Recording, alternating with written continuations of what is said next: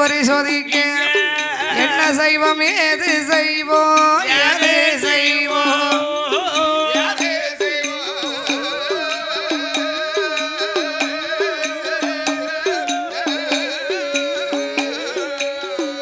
என்றோ எண்ணுகிறாள் மனமதியிலே மனமதியிலே எண்ணுகிறாள் மனமதியிலே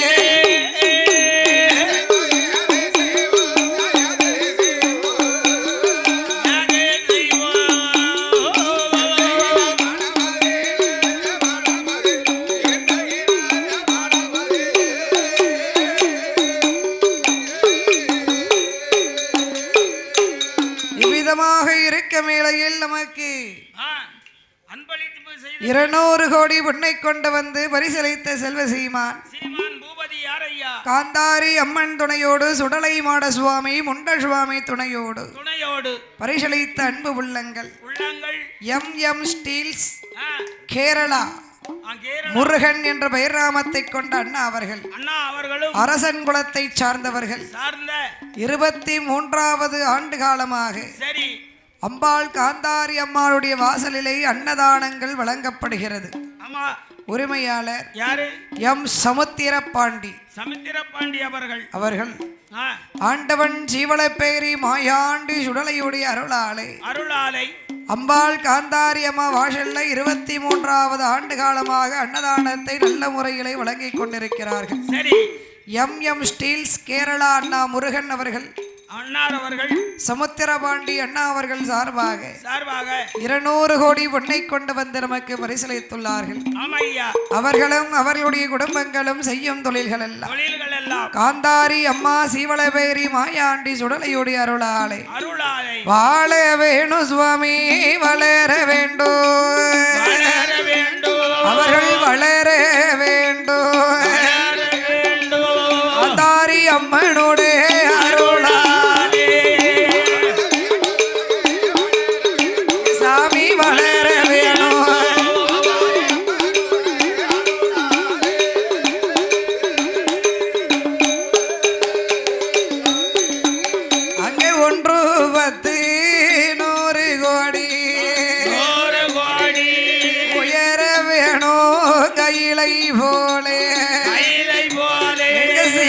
சுடலையுடைய அருளாலே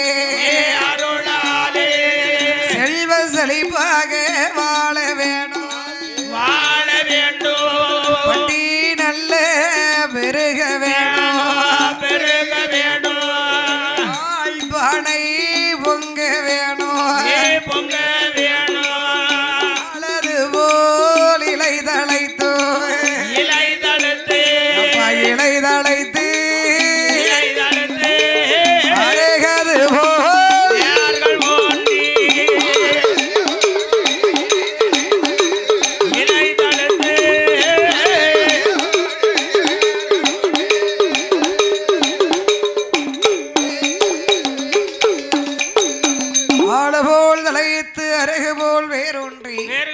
அம்பாள் காந்தாரி அருளாலயம் சீவளப்பேரியா மாயாண்டி சுடலை கிருபையாலையும் வாழ வேண்டும் வளர வேண்டும் உயர வேண்டும் என்று இறைவனை வணங்குகிறோம் ஐயா. நாங்கள் 6 பேரும் வணங்குகிறோம் சுவாமி. ஆண்டவன் பகவானை பரிசோதிக்க வேண்டுமே என்று அப்படின்னு சொல்லி கட்டு சிமிழ் எடுத்தால் கண்ணன் தங்கை நினைக்கிறார். என்ன நினைத்தா? சிமிழுக்குள்ள ஏதாவது ஒரு உயிரை பிடித்தடைத்த உயிருக்கு இறைவன் எப்படி வழி அழைக்கிறார்னு பார்க்கலாம்.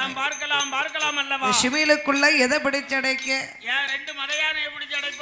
ஆணையுடைய வாளு கூட உள்ள போகாது. ஆமா. குதிரையா? குதிரையோட கொம்பு கூட உள்ள போகாது. அப்ப 2 ஒட்டகத்தை பிடிச்சு அடைப்போமா? சிமிழ் கூட உள்ள போகாது. அப்படியா? அப்ப நம்மள மாதிரி 2 ஆண்களை பிடிச்சு அடைப்போமா? ஆண்களை பிடிச்சடைச்சா ஆணுக்கு மீச சண்டை வரும். ஒரு டம்ளர் காப்பியை குடிச்சு முடிக்கிறதுக்குள்ள 1000 சண்டை போட்டுருவாங்கப்பா. நான் பெரியவன் நீ பெரியவன், நான் பெரியவங்க நீ பெரியவங்க, நீ பெரியவன். நம்ம அப்பா அப்படிலாம் பேசக்கூடாது. நான் பெரியவன் நீதான் பெரியவன்னு வேட்டியை தாறு பாய்ச்சி கட்டிக்கிட்டு இல்லாத மீசையை திருக்கி விட்டுக்கிட்டு ஏ அப்பா என்ன வரத்து வருவாங்க.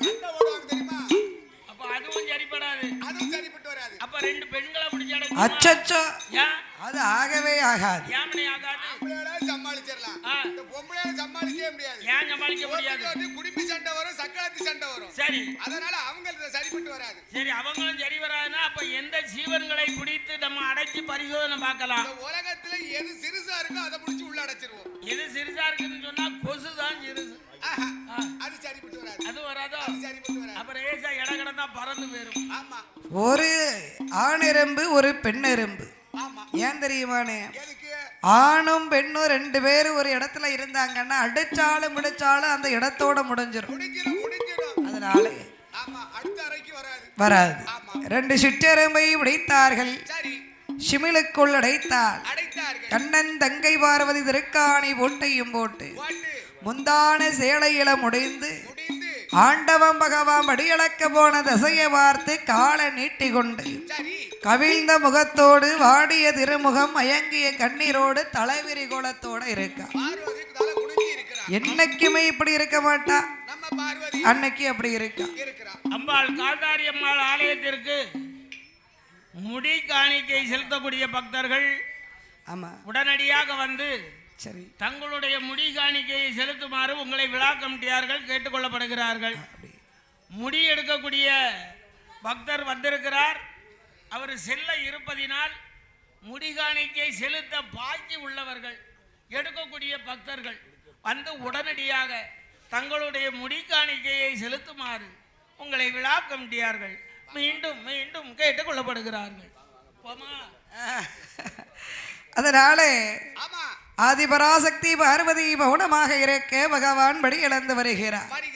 எப்பவுமே படி இழந்து வருகின்ற பகவானுக்கு பார்வதி கைலாசத்திலே வழிமேல் விழிவைத்து காத்திருப்பார். ஆண்டவனை எதிர்பார்த்து எப்போ வருவார்னு காத்துட்டு இருப்பார்.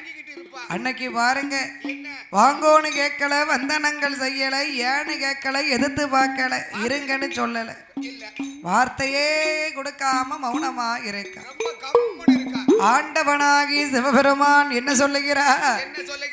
மௌனமாக இருப்பதென்ன இருப்பதென்ன இருப்பதென்ன மாயந்தங்க பார்வதியே பார்வதியே பார்வதியே மாயந்தங்கை பார்வதியே பார்வதியே பார்வதியே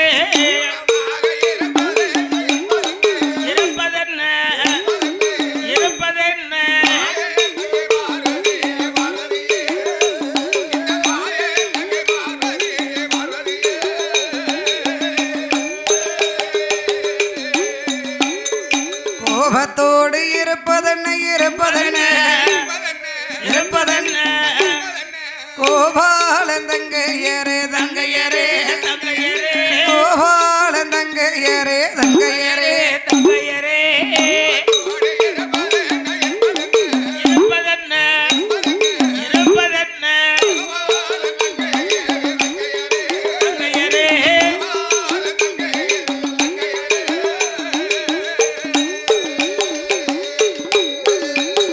பேசாமல் இருப்பதென்ன இருப்பதென்ன பெருமாள் தங்க பார்வதியே பார்வதியே கவலை கொண்டு இருப்பதென்ன இருப்பதென்ன இருப்பதென்ன இருப்பதென்ன கண்ணன் தங்க பார்வதியே பார்வதியே பார்வதியே கண்ணன் தங்கை பார்வதியே பார்வதியே பார்வதியே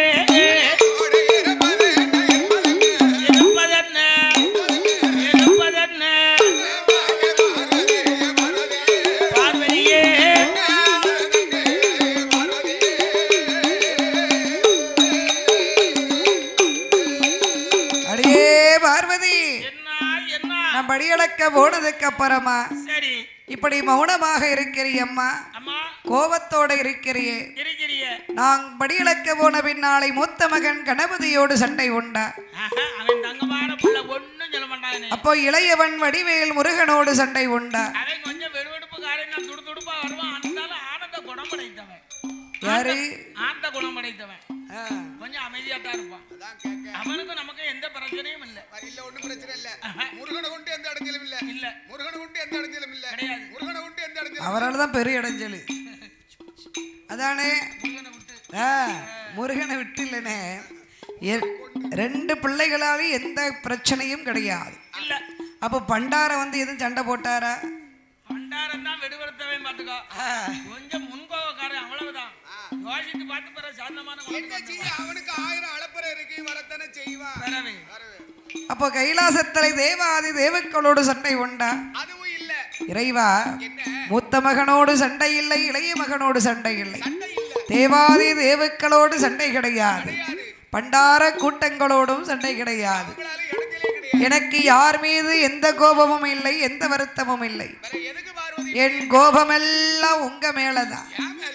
ஆமா, இறைவா, படியளக்க வாரேன்னு சொன்ன அழைத்து போகவில்லை. ஆனா நீங்க படியளக்க போனீர்களே, எல்லா ஜீவராசிகளுக்கும் பட்டடை இல்லாமல் படியளந்தீர்களா? அதிலேதான் எனக்கு சந்தேகம்.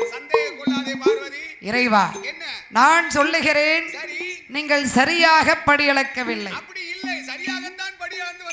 இல்லை சுவாமி, இல்லை சுவாமி, என் இடத்துல 2 உயிர் 8 நாட்களாக பட்டினியாக இருக்கிறது. என்ன இதோ கொண்டு வந்து தருகிறேன் என்பதாகவே சொல்லி சக்தி உமாதேவி பார்வதி என்ன செய்கிறார்? முந்தானை பட்டவில் தாள், முந்தானை பட்டவில் தாள், முடிந்திருந்த சிமிழ் எடுத்தாள், மதியிலே சிமிழை அவள் கொடுக்கும் போது சிமிழை அவர் வாங்குகிறார். சிவனார் தேவி பார்வதி சிமிழை திறந்து பார்க்கும் போது சிற்றெரும்பு வாயதிலே திணையரிசி கவ்வி கொண்டோ சுட்டி சுட்டி வருகுதையா, சுட்டி சுட்டி வருகுதையா, எறும்பு சூழ வட்டம் போடுதையோ.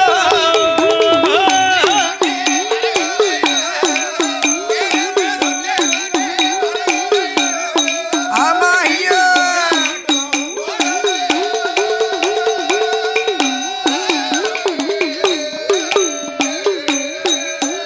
எறும்பு சுட்டி சுட்டி வருகுதையோ, சூழவட்டம் போடுதையா, பார்த்தாளே பார்வதியா பாரமுக கண்களாலே கையே நெறிப்பால, கவலையோடு இருப்பால, கண்ணந்தங்க பார்வதியா பகவானுக்கு முன்னாலே பரந்தாமன் தங்கையாவா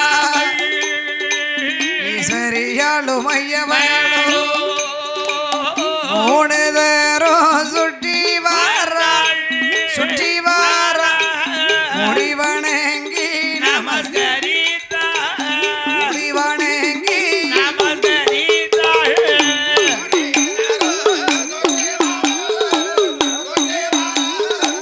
முடிவணங்கி முடிவணங்கி நமஸ்கரித்தா.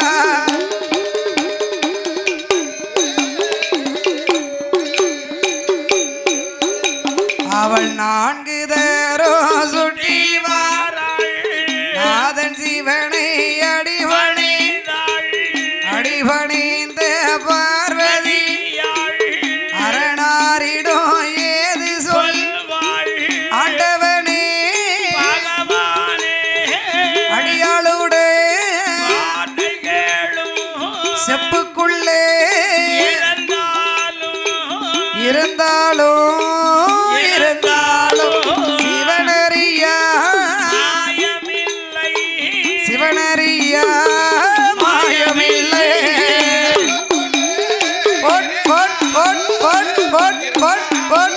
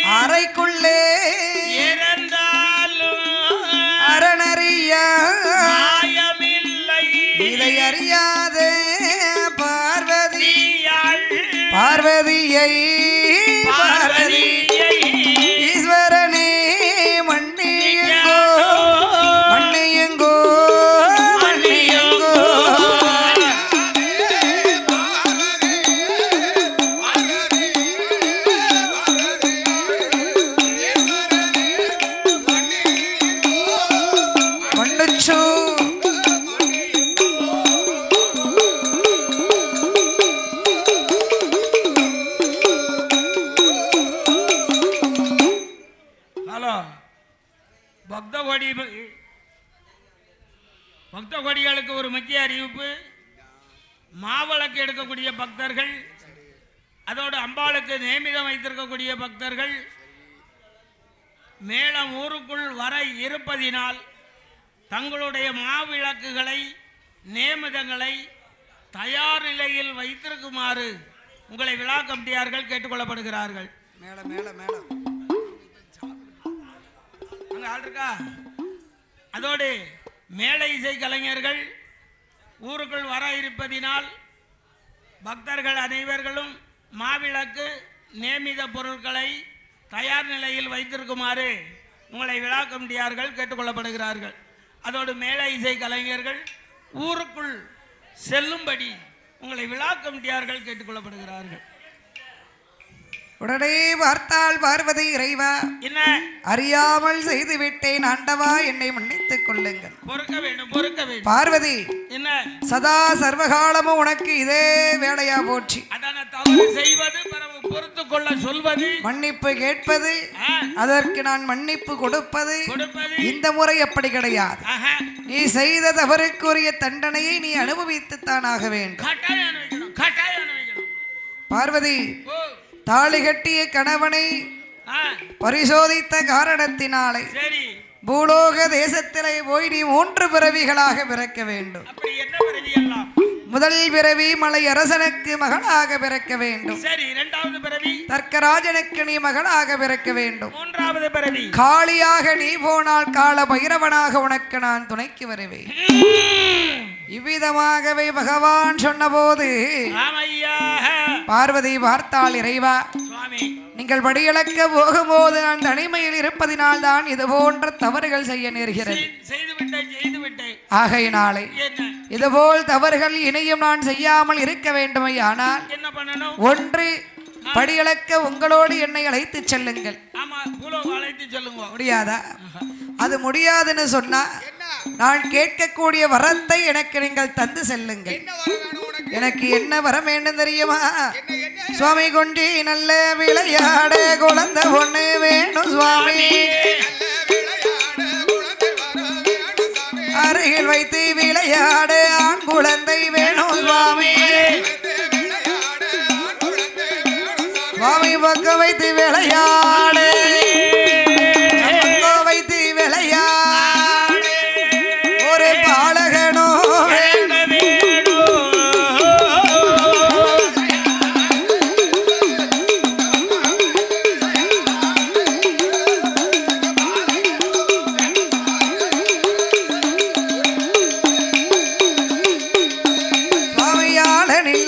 குழந்தை ஆண்டவனே எனக்கு வேண்டும்.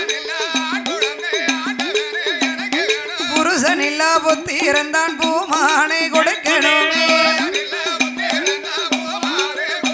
சுவாமி, மன்னவனும் இல்லா மன்னவனும் இல்லா ஒரு மதலை ஒண்ணு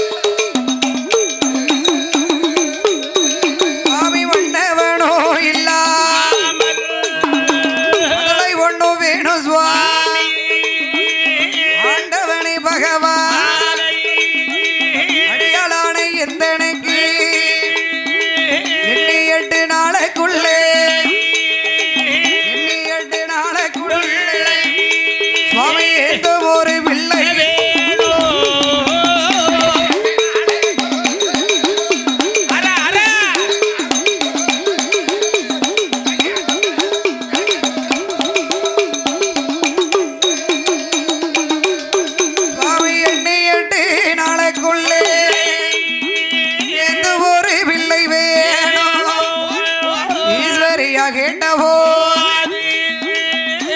அந்த சிவபெரு வாடி பெண்ணே பார்வதி,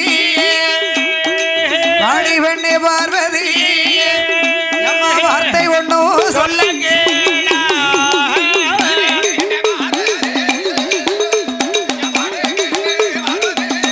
அப்படியே boat boat boat boat boat boat boat boat boat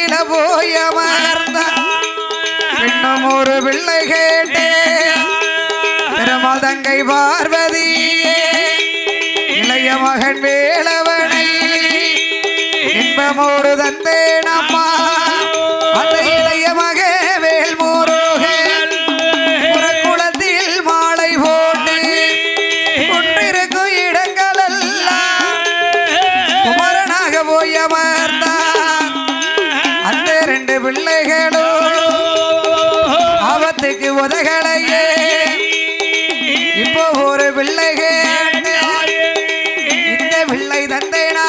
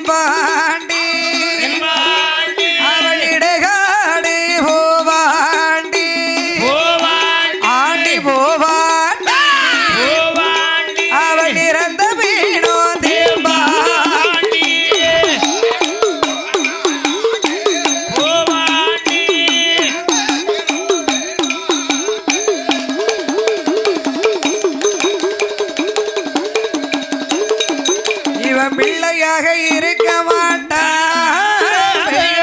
தலைவடா பேயாண்டி இருப்பாண்டி இந்த பிள்ளை வேண்டாம் அம்மா வேண்டாம் அம்மா ஈஸ்வரியே பார்வே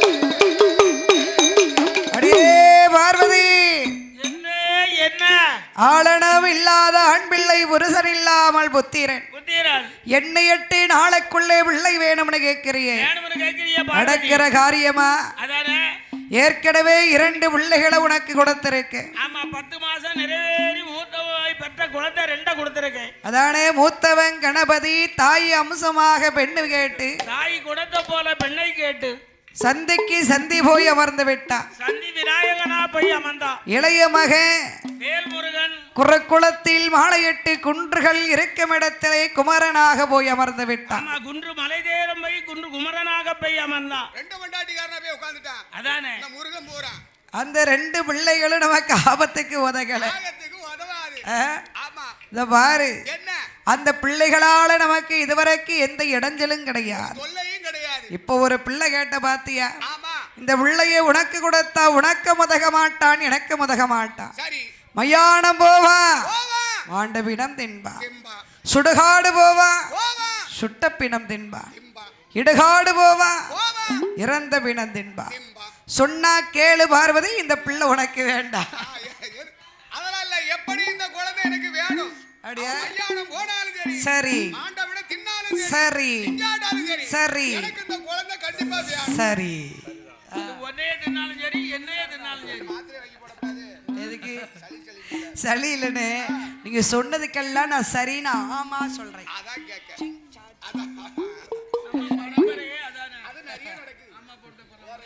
அதனால பார்த்தார் அம்மா உனக்கு அப்படி இந்த பிள்ளை வேணும்னு சொன்னா இதால உனக்கு பெருமையே இருக்காது எனக்கு இந்த குழந்தை வர வேணும் அதுக்கப்புறம் அதுல கோர இதுல கோரன்னு சொல்லி என்கிட்ட வந்து நீ நிக்க கூடாது சரி பார்வதி அப்படி உனக்கு இந்த பிள்ளை வேணும்னா முதல்ல நீ குளிக்கணும் நீ குளிச்சாதான் உனக்கு பிள்ளை வரம் கிடைக்கும் குளித்து முடித்து ஈரத்துயில் களையாமல் கைலாசத்திலே வடக்கு கோட்ட வாசலில் 1000 மண்டபத்திலே 32வது தூணு 32வது தூணில் தூண்டாத மணிவிளக்கு சுடர் விளக்கு எரிந்து கொண்டிருக்கிறது. ஆமா ஆனா பார்வதி மாத்திரம் குளிச்சாதான் புள்ளதான் என்ன அர்த்தம்? அந்த குளிப்பு வேற இந்த குளிப்பு வேற. அதானே கேட்க. கர்ப்பமா இருக்கிறவங்க தான் குளியாம இருக்கணும். இது மணி விளக்குல பிறக்க போறாரு. அப்படியா? அதனால குளிச்சிட்டு தான் போணும். சரி அப்படியே இருக்கட்டும். சுடர் ஒளியில பிறக்கார் இல்லையா? சரி ஆமா. குளிச்சிட்டு போனா தான் முடியும். சுத்தமா இருக்கணும். சுத்தமா இருக்கணும். அதானே கேட்க. நாத்தத்தோட பப்படாது. அதானே. அதனால 32வது தூணிலே தூண்டாத மணி விளக்கு சுடர் விளக்கு எரிந்து கொண்டிருக்கிறது. ஆமா, இப்ப அவர் அப்படிதான் இருப்பாக. சாமி பிறந்தாருன்னு சொன்னதும் உண்ட சாமி அங்கிருந்து ஒரே பாய்ச்சல் அங்க ஓடி வந்துருவார். இது அசதி, தூக்கம்லாம் கிடையாது, அசதி. அது லேசா தட்டி எழுப்பக்கூடாது. கழுத்து என்னத்துக்கு ஆகுறது? அதனால சக்தி உமாதேவி பார்வதி அப்படியே ஆகட்டும் என்று சொல்லி எப்படி வருகிறார்? குளித்து மெல்ல ஸ்நானம் செய்து, அம்மா குளித்து மெல்ல ஸ்நானம் செய்து அவ கோலவர்ணே வட்டணி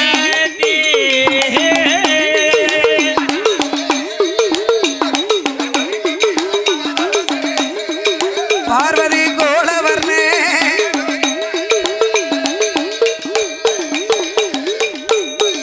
அவளோ ஈரதுயில் களையாமல் ஈசன் தேவி வருகிறார். கைலாச வாசலிலே வடக்கு கோட்ட வாசலிலே ஆயிரங்கால் மண்டபத்தில் 32வது தூணதிலே அவ தூண்டாத மணி விளக்கு, அவளோ தூண்டாத மணி விளக்கு, அந்த சுடர் விளக்கு பக்குவார்.